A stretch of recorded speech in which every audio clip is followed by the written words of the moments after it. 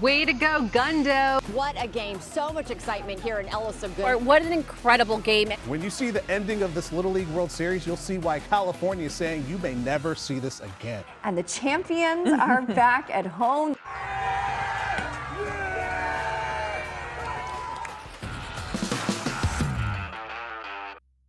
Lennon Salazar, first of all, congratulations. Thank you. World Series champions, Little League, right? And you've brought back the honor to California. We're very thankful to you. Has it sunk in yet? It's sunk in most of the part, but going back to school still doesn't feel as normal as it normally does. Right. What is normal? Probably just walking to class and going to class. And what's not normal? When we show up to school, we get like swarmed by a bunch of people. Uh-huh. And what's it like for you? I mean, how does that feel? Is it fun, exciting, tiring, everything? Well, it feels like really cool and like exciting, and like it feels good knowing that our town supports us. So. And so going back to school, going back to normal, but it's never going to be normal for you. Probably not. The last few days has all been media. Yes. Right? It just doesn't feel as normal when a little kid comes up for like an autograph, or like adults come up for like pictures, but it just feels really cool. Was there ever a point during this experience that you thought you will be champions? Yes. We've been aiming for 3 years to get to this point, and I knew we were gonna win. Really? What made you think that? Because I knew our team was really special, and I knew that we had enough talent to get here and win. I love that. I love the confidence as well. So many other kids out there are now looking up to you. What advice would you give them for those who want to pursue baseball like you did or like you're doing? Work hard, and when you have put your mind to something that you want to be or want to do, you just have to work hard at whatever you do and listen to your coaches or whatever. It really is true, isn't it? That when you're playing, especially in a team sport, your team is your family. Almost like your second family out there, right? And so speaking of family, how has your family supported you in all this? They've driven me to my practices, to my hitting lessons, to my games. They've flown across the United States to come watch me play baseball. They've done everything for me. And what are you willing to do for them now that you've reached this and there's so much more promise and you show so much more promise and there's so much more in store for you? I'd probably listen and like respect them more on how like hardworking they are. So. I love that, Mom. Mom's listening.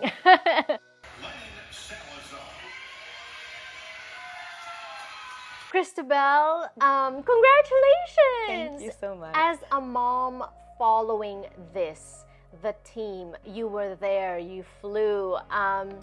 What was going on? Like, what were you thinking? What were the emotions?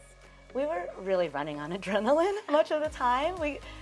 Most of the time we really couldn't believe that it was actually real life, that we were there, that we made it that far. There's always whispers of this team being, super talented, very special. Again, they've been playing since they were 10 years old, 9, 10 years old. Some of them have been playing since they were 4 years old together. And so to see this reward of all of that hard work and all of, that practice, they practice every day. We didn't win all of our games, but we won the ones that mattered. And yes, it was stressful, but lots of fun, and of course, very exciting. And we were proud of them no matter what. They're just so fun to watch. Right. And so the championship game, what was it? Do you remember what your initial reaction was when it came down and they were the champs and your son was part of the team? I mean, all of us were in tears, but for the most part, I think every parent was in tears. His brother also in tears. I mean, just everybody, the emotion of that moment, it was, again, still in disbelief, and just a whole lot of pride. I mean, that Curacao team is very good. That was the second year that they were in the championship. The prior, they also lost to the West, to Hawaii. And so this was their second time. They've been there before. They were experienced. And so we knew we couldn't underestimate them, and I'm glad that we didn't. I mean, they hit that grand slam home run to tie the game, which is unbelievable. So again, they kept us on our toes. They kept things very exciting. And so it was just huge feelings of relief and, again, pride at the end throughout that whole process. Do you remember the first thing you said to Lennon when you actually saw him after they won?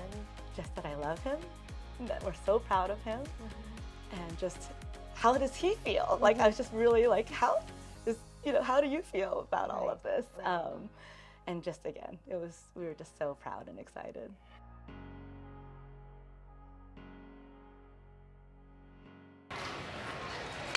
End of the bat, little blooper coming hard, sliding. Yes, what a play out there by Salazar. And both men will advance on a tag. Lennon Salazar, a web gem. This is ridiculous. The ground that he had to cover, just a beautiful job. You did say that you've been preparing for it as a team for 3 years now. But for you, you've been preparing for even earlier than that. At what age did you start baseball? And take us through your baseball journey. I started basically as soon as I was born because my older brother, he played baseball too, and I watched him. And so I would just play like, my mom would like toss a ball up to me and I would like hit it in the house and I'd like run around my house, and so that was pretty cool. Why did you decide on baseball? Was it something that you decided right away, or did you try out other sports as well? Baseball was my main first sport. I tried out soccer and basketball, but I felt like baseball was my better sport, and I felt baseball was the way to go. Did you always think that you would take it this far? I always thought I would probably play baseball till like high school, maybe go to the pros, but yeah. Wow, and you're only 12 years old and you've figured that out for yourself. This is it, right? This is something that you want to pursue, right? But I know that there are sacrifices. I know that it wasn't easy getting to this point, was it? No, it was definitely not. What were some of the sacrifices? What are some of the challenges that you've had to face? So, in my Little League season, I had a growth spurt that was messing with my arm a bit. So, in order for it to get better, I couldn't throw during the Little League season.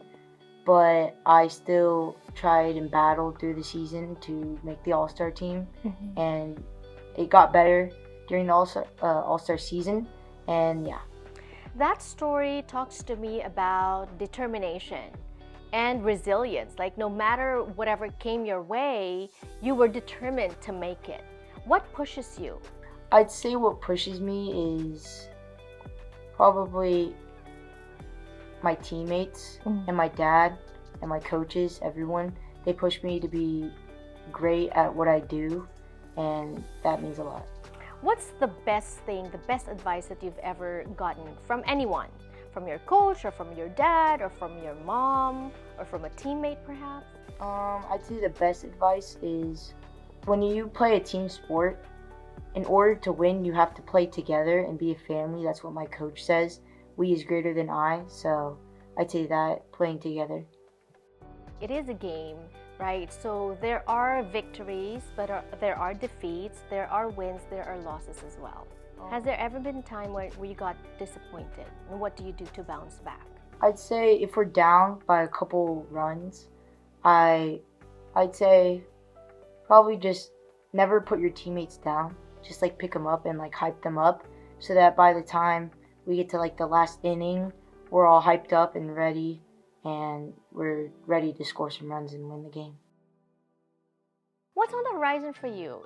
How far will you take baseball? I would probably say I will try and make it to the pros, but I also have a passion for football too. So it's either baseball or football, but yeah. And who are the athletes that you look up to? I look up to Buster Posey, the San Francisco Giants catcher, because I'm a catcher too, and I like the way he plays and how his mindset is. I love that. And how are you preparing? How are you preparing for this kind of future for you, Lennon? Working hard and keep on practicing until I get to where I want to be.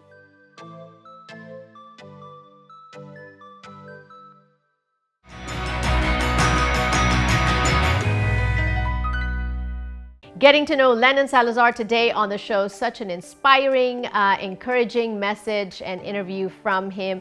But at the same time, you know, he always alludes to family, to community, to his team, to his teammates, to his coaches, because a champ is never alone, right? There's always a team behind him, similar to what East West Bank has been doing for the last 50 years now.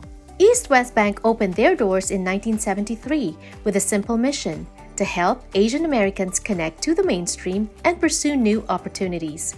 50 years later, they're still leading the way, building new bridges of diversity and representation. As we look ahead, they'll continue to give our AAPI community the confidence to reach further.